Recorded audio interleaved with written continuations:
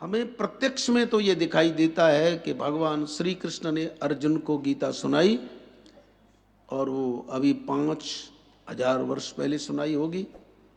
लेकिन यह कल्प के आदि में ही भगवान सूर्य को इस गीता का अव्यय ज्ञान दिया, और उन सूर्य का पूरा नाम क्या हो गया?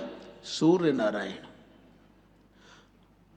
और जिन हनुमान जी की चर्चा हम कर रहे हैं, उसी गीता ज्ञान को जिसको उन्होंने अर्जुन के साथ सुना, ध्यान दें, उसी गीता ज्ञान को, जिस गीता ज्ञान को अर्जुन के साथ उन्होंने सुना था, उसी गीता ज्ञान को और वेदों के ज्ञान को उन्होंने सूर्य भगवान से सुना।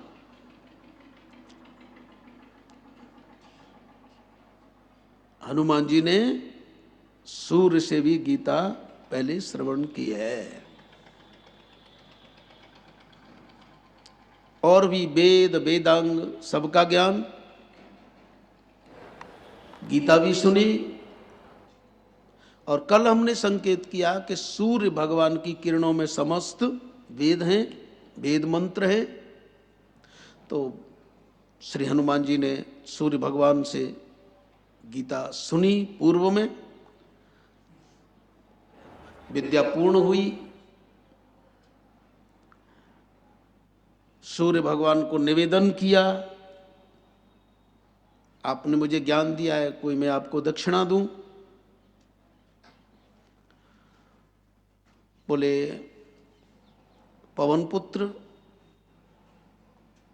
मेरी ये दक्षिणा है कि आगे जाकर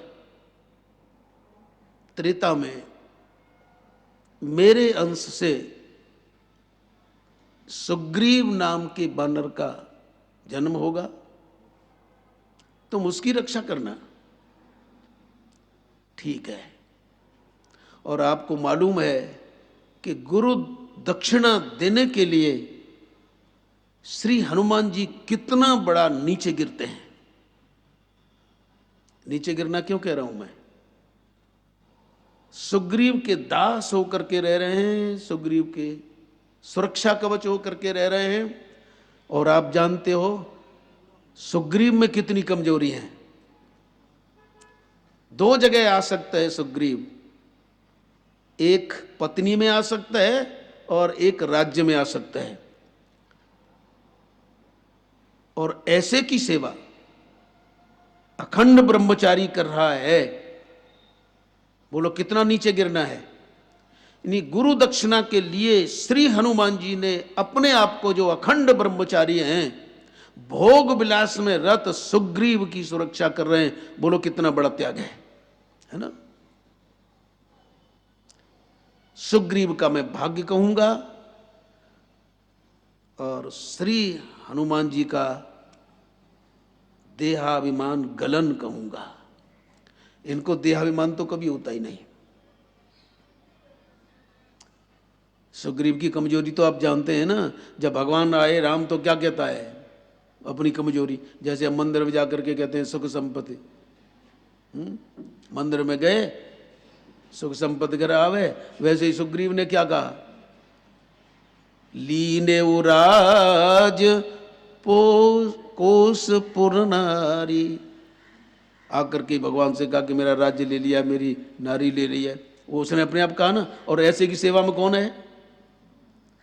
ये सुग्रीव का चरित्र हमको कितना बड़ा बल देता है। बोलो हम सुग्रीव से कम हैं? ईमानदारी से बोलो। बहुत से लोग कहते हैं हनुमान जी तुम्हारी रक्षा कैसे कर सकते हैं? अरे तू राम नाम का नाम ले, वो नहीं देखता कि सामने वाला कैसा है। लेकिन यदि तू बनेगा कि मैं कुछ हूं तो गदा पड़ने में देर नहीं है। लेकिन सहज बालक होकर के रहे।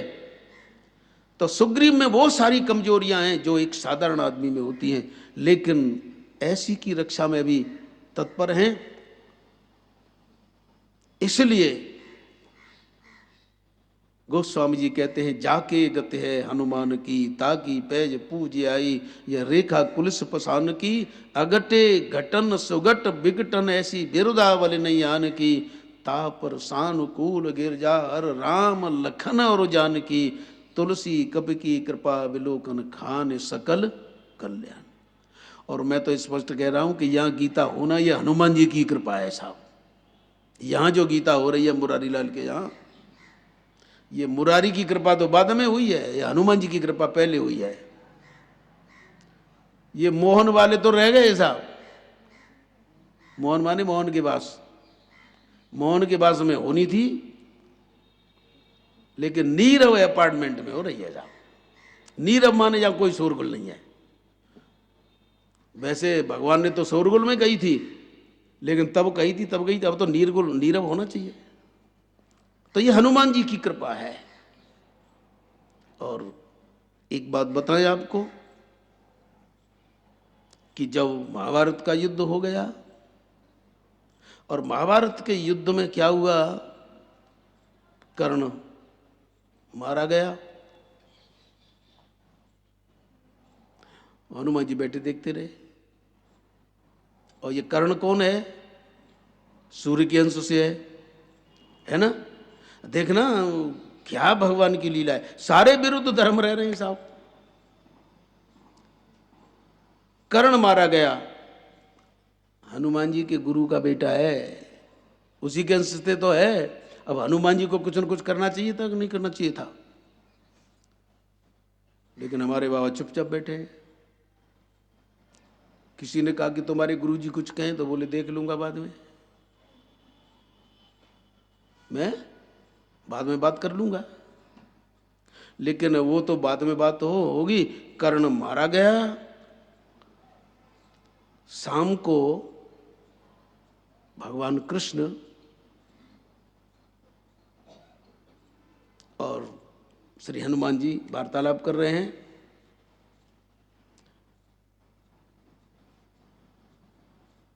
तो भगवान श्री कृष्ण हनुमान जी से प्रश्न करते हैं। आप महाभारत पढ़ें तो उसमें वर्णन आता है कि युद्ध हो जाने के बाद शत्रु मित्र, यानी शत्रु हो चाहे मित्र हो, आपस में बैठ करके विचार विमर्श करते थे। और जो अच्छा पराक्रम प्रकट करता था ना, तो शत्रु भी अपनी शत्रु की प्रशंसा करता था कि तेने वो बाण चलाया ना, बड़ा मुश्किल से रोक पाया मैं। वो ऐसा धर्म युद्ध था। खैर, तो श्री हनुमान जी और भगवान कृष्ण बैठे हैं, कर्ण वीरगति को प्राप्त हुए।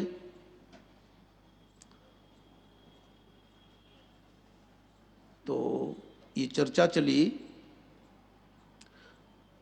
भगवान श्री कृष्ण ने हनुमान जी से पूछा,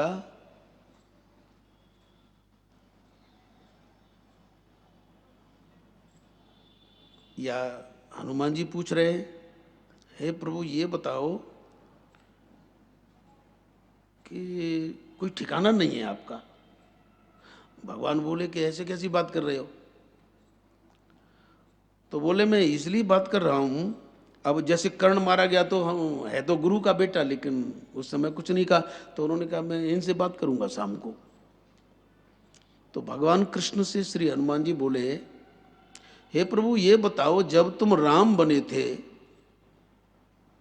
तो आपने सुग्रीव को बचाया, और इंद्र के अंश से जो उत्पन्न हुआ था बाली, उसको बचाया, क्योंकि इंद्र के अंश से बाली था और सूर्य के अंश से सुग्रीव।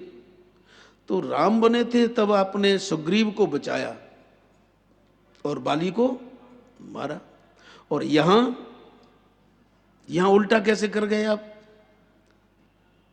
यहां सूर्य के अंश से जो कर्ण पैदा है उसको तो मरवाया, और इंद्र के अंश से जो अर्जुन है उनको बचा रहे हो। करुणा में तेरी गति लखिन परे, सूर ने यहां वो अपने सूर सागर में लिखा है, करुणा में तेरी गति लखिन परे। लेकिन मैं आपसे पूछता हूं, जब श्री राम बने हैं तो आप सूर्य के अंश सुग्रीव को बचाते हैं, इंद्र के अंश वाली को मारते हैं, और यहां जब आप हैं तो सूर्य के अंश से उत्पन्न कर्ण को आपने मरवाया है, इंद्र के अंश से अर्जुन है उनको सुरक्षित रखा है। तो भगवान कृष्ण मुस्कुराते हुए बोले कि और कोई दोष लगाता तो लगाता, लेकिन ज्ञान नाम अग्रगण्यम यदि दोष लगाए तो ये चलता नहीं है। जब दोनों में बात हो रही है तो एक दूसरे पर करेंगे साहब कटाक्ष से, बोले मेरी गलती नहीं तुम्हारी गलती, तुम्हारी गलती, एक दूसरे पर दोषारोपण कर रहे हैं। हनुमान जी ने तो भगवान कृष्ण पर दोषारोपण किया कि आप पहले ऐसा करते हो और अब ऐसा कर रहे हो। तो भगवान कृष्ण बोलते हैं ये तुम्हारी गलती है। बोले मेरी गलती कैसे है? बोले तुम्हारी गलती इसलिए है कि जब मैं राम बना था तो तुमने सुग्रीव की सुरक्षा की, तुम उसके संरक्षक बने, तो मैंने कहा सोचा इसे बचाओ, और अब के जब बने हो तो इंद्र के अंश अर्जुन की सुरक्षा के लिए रथ पर बैठे हो, तो इसलिए मैंने ऐसा किया। तो तुम जिधर रहते हो मैं तो उधर रक्षा करता हूं, मेरा अपना कोई नियम नहीं है। इसलिए राम द्वारे तुम रखवारे हो तन आज्ञा। इसलिए चाहे श्री राम साधना सिद्ध करनी हो, चाहे कृष्ण साधना सिद्ध करनी हो, पहले हनुमान जी को जरूर याद करना होगा, क्योंकि कलयुग में बिना हनुमान जी के कोई भी साधना सिद्ध नहीं हो सकती। चाहे दुर्गा के पुजारी हो, चाहे गणेश जी के पुजारी हो, चाहे शिव जी के पुजारी हो, और रामकृष्ण की तो बात ही छोड़ दो।